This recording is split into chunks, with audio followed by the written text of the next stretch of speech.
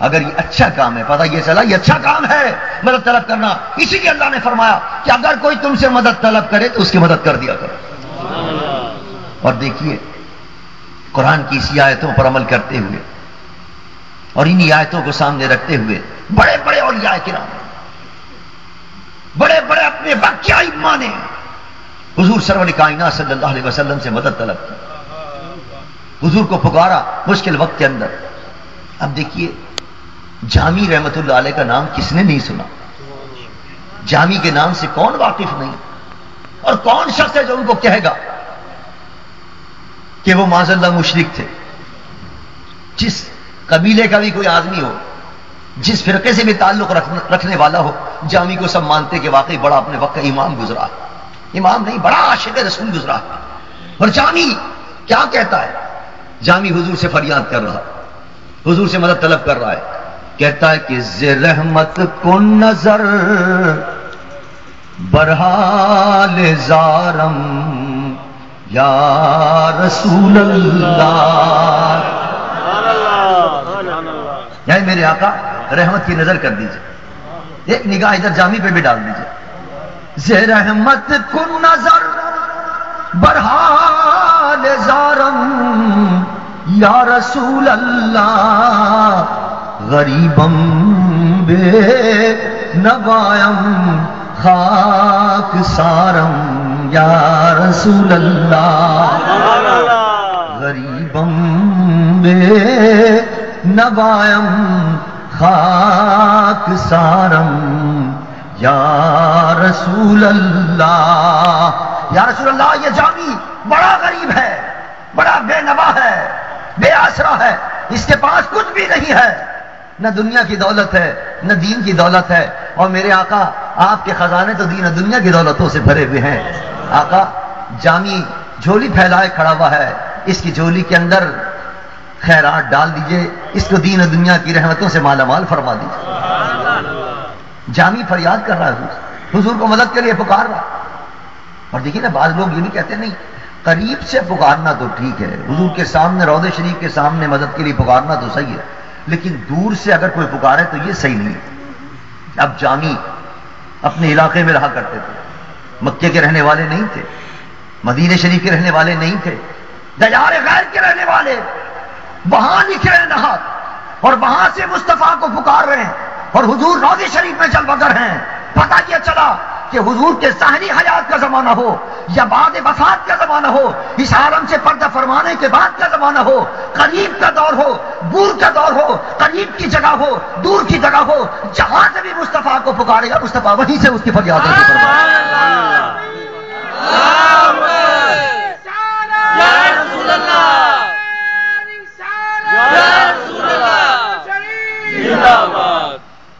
اللہ۔ اور عزیزان من، میرے آقا نے تو خود ہمیں سبق دیا اس کا، حضور نے تو ہمیں خود سکھایا کہ اس طرح مانگا کرو اللہ کے بندوں سے۔ ایک حدیث سناتا ہوں آپ کو، ایمان تازہ ہوگا۔ حدیث مبارک کے اندر آتا ہے، حضور فرماتے ہیں اگر کوئی شخص سفر پہ جا رہا ہے، سفر پہ جا رہا ہے اور راستے کے اندر اس کی کوئی سواری گم گئی، اس زمانے کے اندر ریل گاڑی تو تھی نہیں، نہ ہوائی جہاز تھے، سفر ہوتا تھا گھوڑوں پر، اونٹوں پر، گدھوں پر، خچروں پر، چند میلوں کا فاصلہ بھی کئی دنوں کے اندر طے ہوتا تھا۔ لوگ اپنے سواریوں کو جب کسی جگہ پر جاتے تھے، نماز کے لیے بیٹھ مسجد میں گئے، سواری کو باندھ دیا باہر۔ بعض دفعہ ایسا ہوتا تھا وہ سواری رسی توڑا کر بھاگ جاتی تھی۔ اب جنگل کے اندر آپ اندازہ کریں سواری چلی جائے اور وہاں کوئی سامان نہیں، ہاں تو یہ نا ایک بس اگر نہیں آئی تو انتظار میں آدمی چلو دوسری بس آ جائے گی، اس میں بیٹھ جائیں گے، ایک اگر بس مس ہو گئی، ایک گاڑی اگر مس ہو گئی چلو دوسری گاڑی آ رہی ہے اس میں بیٹھ کے چلے جائیں گے۔ لیکن وہ خودت صحرا کے اندر، جنگل کے اندر آپ کی سواری گم ہو جائے، کوئی دور دور سواری نام و نشان نہ ہو، کتنا آدمی پریشان ہوتا ہے اس وقت۔ ایک روایت میں تو یہ آتا ہے کہ اگر تمہاری سواری گم جائے، اور ایک روایت میں آتا ہے کوئی بھی سفر میں تمہیں پریشانی ہو جائے، سفر میں تمہیں کسی قسم کی بھی پریشانی ہو جائے، تو سرکار نے، ہمارے اور آپ کے آقا نے ہمیں ایک نسخہ بتایا، ایک ترکیب بتائی۔ سرکار نے فرمایا وہیں سے یہ کہا کرو اعینونی یا عباد اللہ، اعینونی یا عباد اللہ، اعینونی یا عباد اللہ۔ اس کے ترجمہ کیا ہے؟ اے اللہ کے بندوں میری مدد کرو، اے اللہ کے بندوں میری مدد کرو۔ حالانکہ وہاں بندہ کوئی نہیں ہے، لقدر صحرائے جنگل ہے وہ، لیکن رجال الغیب ہے، وہ آسمانوں پر ہوتے ہیں، فضاؤں کے اندر ہوتے ہیں۔ اگر تم پکارو گے سرکار فرماتے وہ آ کے تمہاری مدد کر دیں، وہ آ کے تمہاری مدد کر دیں۔ اب آپ اندازہ کیجئے، اور جو دیگر مسالک کے لوگ ہیں وہ بھی اس حدیث کو نقل کر رہے ہیں، اور نقل کر کے کہتے ہیں ہم نے اس کا تجربہ کیا سفر کے اندر، کیسی بھی ہمیں کوئی مشکل پیش آئی ہم نے یہ کہا ہے اللہ کے بندو ہماری مدد کرو، حضور کے ارشاد پر عمل کرتے ہوئے اسی وقت ہماری مشکل آسان ہو گئی۔ اور یہ تو میں نے خود تجربہ کیا، ایک مرتبہ نہیں کئی مرتبہ میں نے تجربہ کیا۔ حضرت قائد اہل سنت علامہ شیخ احمد نورانی رحمۃ اللہ تعالی علیہ، اللہ تعالیٰ ان کی قبر انور پر بے شمار رحمت نازل فرمائے۔ یورپ کا آپ نے دورہ فرمایا، اس زمانے میں قادیانیوں کا بڑا زور ہوا، اور انہوں نے کئی ٹی وی چینل یورپ میں کھولے، اور وہاں انہوں نے اپنی جھوٹی نبوت جو تھی قادیانیوں کی اس کی اشاعت کرنی شروع کی۔ حضرت قائد اہل سنت رحمۃ اللہ تعالی علیہ نے جہاں بھی پاکستان میں ان کا مقابلہ کیا اور پارلیمنٹ کے اندر ان کو غیر مسلم اقلیت قرار دلوایا، وہاں بھی آپ تشریف لے کر فرمایا یہاں بھی ان کا مقابلہ کرنا، بڑی بڑی کانفرنس منعقد کرنا، بڑی بڑی کانفرنس۔ ہائے افسوس، میں اکثر کہا کرتا ہوں کہ پیپلز پارٹی کے نام اعمال میں یہی تو ایک نیکی ہے کہ ان کے رہبر و رہنما ذوالفقار علی بھٹو صاحب نے قائد اہل سنت کے کہنے پر، ان کے سمجھانے پر، قادیانیوں کو غیر مسلم اقلیت قرار دینے کی جو قرارداد قائد اہل سنت نے پیش کی تھی اس کے اندر انہوں نے تعاون کیا تھا، اور وہ قرارداد بالاتفاق منظور ہوئی تھی جس میں اس زمانے کے پیپلز پارٹی کے لوگوں نے بھی دستخط کی۔ اور یقیناً یہ ایک ایسا کام کر کے گیا ہے بھٹو کہ اس ایک کام کی وجہ سے ہو سکتا ہے اللہ تعالیٰ اس کی بخشش فرما دے، لیکن آج اسی کی پارٹی پیپلز پارٹی آج قادیانیوں کو ملک کے اندر سپورٹ کر رہی ہے، آج ان کی سرپرستی کر رہی ہے۔ آج عالم یہ ہے کہ وہ یہ چاہ رہے ہیں کہ یہ جو ترمیم قائد اہل سنت نے آئین کے اندر لائے تھے یہ کسی طرح ترمیم ختم ہو جائے۔ اب اس کے لیے کیا بہانے تلاش کیے جا رہے ہیں؟ کبھی کہا جاتا ہے صاحب ہم یہ چاہتے ہیں کہ ملک سے موت کی سزا ختم ہو جائے۔ اب ظاہر ہے اگر وہ ختم کریں گے قادیانی والی شک تو ان کو پتہ ہے ادھم مچ جائے گا، اور قادیانی والی شک کے اندر یہی ترمیم کے اندر یہی لکھا ہوا ہے کہ جو مرتد ہے اس کی سزا قتل ہے، وہ واجب القتل ہے۔ اب انہوں نے کہا اس ترمیم کو کیسے ختم کریں، یہ تو مسلمان کھڑے ہو جائیں گے۔ ان کا اس کے ختم کرنے کا طریقہ یہ ہے کہ یہ جو سزا ہے موت کی اسی کو ختم کرو، تو اپنے آپ وہ غیر مؤثر ہو جائے گی۔ وہ جو ترمیم قائد اہل سنت نے پیش کی ہے اور جو پاس کرائی ہے اور جو قانون پاس ہو چکا ہے آئین کے اندر، اس پہ کوشش ہو رہی۔ الحمدللہ اس کا مقابلہ کیا جمعیت علماء پاکستان نے پورے ملک کے اندر احتجاج کی اپیل کی، ہڑتال کی اپیل کی، احتجاج کیے، جلسے کیے، جلوس نکالے، پھر حکومت ٹھنڈی ہو گئی، پھر خاموش ہو کے بیٹھ گئی۔ اب پھر جناب دباؤ پڑا انگریزوں کا، پھر یہود و نصارہ کا دباؤ پڑا کہ اس کو ختم کرنا ہے ترمیم کو۔ چنانچہ اب وہ اعلان کر رہے ہیں وزیر اعظم صاحب ہم 73 کے آئین کو اصلی شکل میں بحال کریں گے۔ اب لوگ تو بڑے خوش ہو رہے ہیں کہ صاحب وہ جو آمرانہ ترمیم ہے وہ ساری ختم ہو جائیں گی، وہ 7ویں ترمیم ختم ہو جائے گی، 17ویں ترمیم ختم ہو جائے گی، فلاں ترمیم ختم ہو جائے گی، اور فلاں کا اختیار بحال ہو جائے گا، فلاں کا اختیار۔ یہ پتہ نہیں کہ یہ بھی سازش ہو رہی ہے کہ اصلی آئین بحال کرنے کا مطلب یہ ہے کہ آئین میں جو بعد میں ترمیم ہوئی ہے جس کے اندر غیر مسلم قرار دیا گیا ہے قادیانیوں کو، وہ ترمیم بھی نکال دی جائے۔ اصلی جو کہہ رہے ہیں نا اصلی بحال کریں گے، اصلی بحال کرنے کا مطلب یہ جو بعد میں ترمیم ہوئی ہے جس میں قادیانیوں کو غیر مسلم اقلیت قرار دیا گیا وہ بھی نکال دی جائے۔ اس بہانے. لیکن یہ بھول ہے حکمرانوں کی. جب تک پاکستان کے اندر ایک بھی عاشق مصطفیٰ زندہ ہے, کسی مائی کے لال کی ہمت نہیں ہے کہ اس کے اندر کوئی ترمیم کر سکے. ان کو غیر مسلم اقلیت قرار دیا گیا ہے اور انشاءاللہ وہ قیامت تک غیر مسلم اقلیت رہیں گے.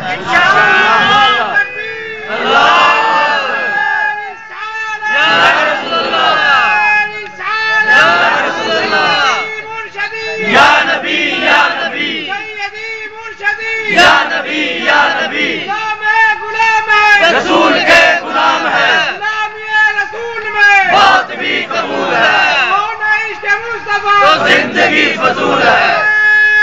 تکبیر, اللہ اکبر, یا رسول اللہ. ڈاکٹر صاحب زیادہ بلخان محمد زبیر صاحب. تو بات کہیں سے کہیں نکل گئی. عرض کر رہا تھا کہ قادیانیوں کا اس ملک کے اندر مقابلہ کیا قائد اہل سنت نے. وہاں گئے تو وہاں بھی قائد اہل سنت نے ان کا مقابلہ کیا. یورپ میں چلے گئے اور اکیلے نہیں گئے, تمام علماء کو لے کے گئے. اس فقیر کو بھی حکم دیا, حضرت قبلہ قاری تبار بہادر صاحب تشریف فرما ہیں, ان کو بھی فرمایا تمہیں بھی چلنا ہے. اس سفر کے اندر قاری صاحب بھی ہمارے ساتھ تھے, میں بھی تھا, دیگر علماء بھی ساتھ تھے. بیلجیم جانا ہوا, فرانس جانا ہوا, جرمنی جانا ہوا. فرینکفرٹ کے اندر زبردست قسم کی ختم نبوت کانفرنس ہوئی. ہالینڈ کے اندر, ہالینڈ کے جتنے بڑے بڑے شہر ہیں, ایمسٹرڈم ہے, وہاں بڑی بڑی عظیم الشان ختم نبوت کانفرنسیں ہوئی. یو کے جتنے بڑے بڑے شہر ہیں, مانچسٹر, بیڈفورڈ, لندن وغیرہ, وہاں بڑی بڑی ختم نبوت کانفرنسیں ہوئی. الحمدللہ اللہ کا شکر ہے کہ قائد اہل سنت کی مائیت کے اندر دین کی اور عظمت مصطفیٰ کی یہ خدمت کا ہمیں بھی موقع نصیب ہو گیا. قائد اہل سنت کے ساتھ وہاں قادیانیوں کا مقابلہ ہوا. تو عزیزان من, بات کہیں سے کہیں نکل گئی, میں نہ معلوم کیا. ہاں, آئین یا عباد اللہ دیکھی, اب یاد دلا دیا مولانا. تو اس زمانے میں ہم سفر میں جب گئے قائد اہل سنت کے ساتھ, تو ہالینڈ ایئرپورٹ پہ میں پہنچا. ہالینڈ کا ایئرپورٹ بہت بڑا ہے, شیفل اس کا نام ہے. اس ایئرپورٹ پر جس طرح ہمارے پاکستان کے ایئرپورٹ پر شاپنگ سینٹر بنا ہوا ہے, اسی طرح وہاں بھی شاپنگ سینٹر ہے بہت بڑا, دبئی سے بھی بڑا. حالانکہ دبئی کا تو بڑا مشہور ہے شاپنگ سینٹر, لیکن ہالینڈ کا جو ایئرپورٹ پر شاپنگ سینٹر ہے وہ اس سے بڑا. تو میں نے اپنا ٹکٹ دیکھا کہ ٹکٹ کے اندر ابھی 1 گھنٹہ باقی ہے فلائٹ کے جانے میں. میں نے کہا چلو 1 گھنٹہ گزارتے ہیں, ذرا یہ دکانوں میں کوئی دیکھیں, دنیا بھر کی چیزیں موجود ہیں. اسے میں دکانوں کے اندر چیزیں دیکھنے میں لگا اور میں دیکھتا رہا کہ ابھی وقت ہے. میں نے کہا ابھی 15-20 منٹ باقی ہیں. میں جب گیا کاؤنٹر پہ ساری دکانوں کو دیکھ کے, اور اس کاؤنٹر پہ جب میں نے ٹکٹ دیا تو ایک عورت بیٹھی ہوئی تھی, اس نے دیکھ کے کہا تمہاری فلائٹ تو جا چکی ہے, تم تو بہت دیر میں آئے. میں نے کہا بھائی دیر میں نہیں آیا, میں تو تقریباً 8-9 گھنٹے پہلے آیا ہوں. کہ نہیں, وہ تو گئی. میں بڑا پریشان. اب آپ اندازہ کیجیے اس لکو دک جگہ کے اوپر جہاں کوئی جان پہچان کا نہیں بنتا, زبان بھی اپنی نہیں, اپنی کیا انگریزی بھی وہاں نہیں بولتے, وہ تو ڈچ زبان بولتے, زبان بھی اونچی الگ. ایک عجیب پریشانی کا عالم. میں نے کہا اس کا حل کیا ہے. وہ عورت بیٹھی ہوئی تھی, اس نے بتایا کہ باہر جاؤ, اس ایئرپورٹ بہت لمبا ایئرپورٹ ہے, میلوں چلے آدمی تو پہنچے ایک جگہ سے دوسری جگہ. اس نے کہا باہر جاؤ اور باہر جا کے وہاں ٹکٹ میں بنوا کے آؤ, وہاں پوچھو کہ کون سی فلائٹ جا رہی ہے جہاں تم جانا چاہ رہے ہو. شاید میں لندن جانا چاہ رہا تھا وہاں سے, تو پوچھو کہ لندن کون سی فلائٹ جائے گی, کب جائے گی, وہاں سے ٹکٹ بنوا کے دوسرا لاؤ. میں نے کہا تو بڑا لمبا مسئلہ ہوگا, اور مجھے چھوڑنے والے آئے تھے وہ تو سب جا چکے بیچارے اپنے گھروں پہ. میں اکیلا پریشان کھڑا ہوں کہ کیا کروں. اسی کاؤنٹر پر کھڑے کھڑے مجھے حضور سرور کائنات کی حدیث یاد آ گئی. میں نے کہا حضور نے فرمایا ہے کہ جب کوئی سفر میں مشکل پیش آ جائے تو یہ کہا کرو اعینونی یا عباد اللہ, اے اللہ کے بندوں میری مدد کرو. میں نے تو وہی کاؤنٹر پہ کہنا شروع کر دیا اعینونی یا عباد اللہ, اعینونی یا عباد اللہ. وہ جو عورت تھی وہ پوچھ رہی کیا کہہ رہے ہو. میں نے کچھ نہیں, ہمارے نبی نے کچھ وظیفہ بتایا وہ میں پڑھ رہا ہوں.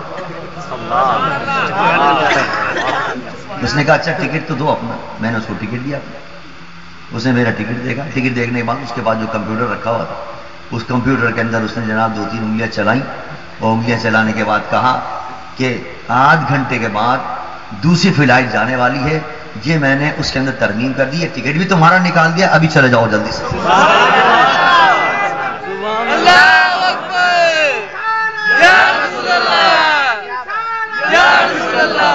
حضور کی اس حدیث مبارک کی صداقت میں نے اپنی آنکھوں سے دیکھی. میرے نبی کا ہر قول سچا ہے، جو نبی نے فرما دیا وہ سچا ہے، لیکن یہ میں نے اپنی آنکھوں سے اس کا منظر دیکھا، اور ایک مرتبہ نہیں کئی مرتبہ. ہائی وے پہ اکثر جانا آنا ہوتا رہتا ہے، اکثر سفر میں ہی میں رہتا ہوں. ہائی وے پر ایک دفعہ گاڑی خراب ہوئی، پریشان تھے، کوئی نظر نہیں آتا. ایک گاڑی اچانک آ کے پولیس والے کس کی مدد کرتے ہیں؟ وہ تو الٹا پیسے نکال لیتے ہیں جیبوں میں سے اور پریشان کر کے چلے جاتے ہیں. میں نے کہا بھائی یہ پولیس والا میں نے عجیب دیکھا. یعنی آپ حیران ہوں گے، ٹائر خود نکال رہا. ٹائر میرا خراب ہو گیا تھا، وہ ٹائر نکال کے دوسرا ٹائر لگا رہا ہے. میں نے کہا بھائی تم پولیس والے ہو یا کوئی فرشتے ہو؟ مجھے تو یقین نہیں آ رہا کہ تم پولیس والے ہو.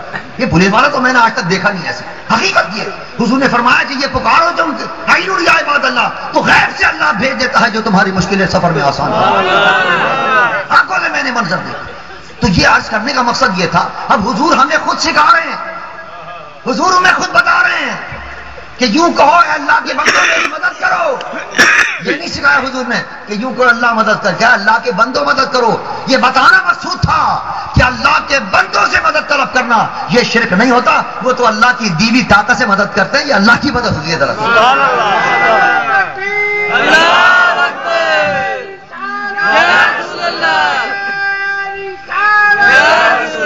اور مجھے حیرت ہوتی ہے کہ جب کوئی مشکل پڑ جائے، کوئی مصیبت میں گرفتار ہو جائے تو دوڑے ہوئے جاتے ہیں کسی ایم پی کے پاس، ایم پی صاحب ہماری مدد کر دیجیے. اس وقت یہ شرک یاد نہیں آتا کہ اللہ کے سوا کسی ایم پی سے مدد طلب کر رہے ہیں.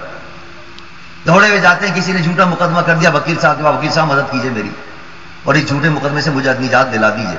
اس وقت انہیں یاد نہیں آتا یہ کہ یہ تو شرک ہے. اللہ کے علاوہ تم وکیل سے مدد طلب کر رہے ہو. کسی جناب کوئی جاننے والا کوئی دوست نکل آیا، کوئی ایس ایچ او نکل آیا، کوئی ایم پی اے نکل آیا، کوئی ایم این اے نکل آیا، اس کے بعد دوڑتے ہوئے جاتے ہیں، بھاگے ہوئے جاتے ہیں. صاحب ہم نے آپ کو ووٹ دیے تھے، ہماری مدد کیجیے، آپ ہماری مشکل آسان کیجیے. اگرچہ ان کو پتا ہے کہ ووٹ دینے کے بعد وہ بھول جاتے ہیں، سب کو کسی کو یاد نہیں رکھتے، لیکن نہیں دوڑے ہوئے جاتے ہیں. قاری صاحب صحیح فرما رہے تھے کہ اب وقت آ گیا ہے کہ وہ لوگ کہ جو ہمارے ووٹوں سے منتخب ہو کر جاتے ہیں اور وہ پیسہ جو ہمارے لیے اور آپ کے لیے اور عوام کے لیے دیا جاتا ہے، وہ پیسہ اپنی کوٹھیوں پر وہ لگاتے ہیں، اپنے بنگلوں پر لگاتے ہیں، اپنے ڈیوڑیوں پر لگاتے ہیں، اپنی گاڑیاں اور اپنی 50 جیپیں وہ خریدتے ہیں. ایسے لوگوں کو چاہیے عوام مسترد کریں اور اگلے الیکشن کے اندر ایسے صالح قیادت کو منتخب کریں کہ جو اس ملک میں نظام مصطفیٰ لے کر آئے. تب یاد رکھو ہماری قسمت سنورے گی، اس ملک کی قسمت سنورے گی. ورنہ لوڈ شیڈنگ اس طرح چلتی رہے گی، کرپشن بھی اس طرح عروج پر ہوگی، یا عیاشیاں، بدماشیاں اور بدکاریاں بھی اسی طرح ہوتی رہیں گی. اگر تم چاہتے ہو ان تمام مصیبتوں سے نجات ملے تو اور عہد کرو کہ اس ملک کے اندر الیکشن کے اندر ایسے صالح قیادت کو لانا ہے جو پیسے کو اللہ کی امانت سمجھ کے صحیح معنوں میں خرچ کرے، خوف رکھنے والا.